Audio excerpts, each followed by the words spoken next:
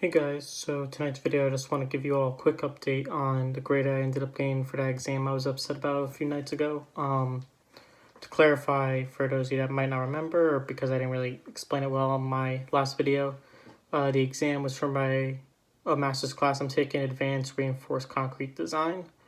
Pretty much the purpose of the exam was we had to fully design a beam with reinforcements and sizing and all that kind of stuff based on a required strength basically, or a required strength based on loads being put on it, all that kind of stuff.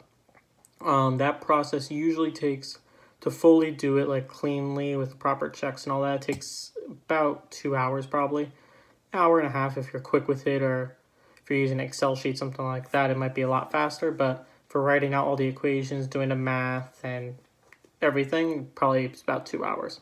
The exam itself was 2 hours, and in addition to that problem, we had two other problems which were not super hard, but still required time to think and write out and go through. So those questions on their own were probably half an hour each, give or take. So ultimately, we were short about an hour for exam time, which ultimately led to me not doing half of one of the problems. That long problem, the 2 hour problem, I really only got through half of it. And as time was ticking away, I had about, 15 minutes left before I had to submit my exam. And for that second half of the problem, I said, all right, I'll just write the equations that I would use if I was actually doing things and plug in random numbers that don't relate to the problem at all. Just random numbers that I could quickly do math with in my head. And somehow that apparently was good enough for the most part. I ended up getting a 90 on it, and based on all the other grades he gave everyone else, 90 is as high as he was willing to give. My guess is he's the kind of professor, he doesn't like to give you over a 90 unless you really go above and beyond, do all kinds of checks and extra work and special things.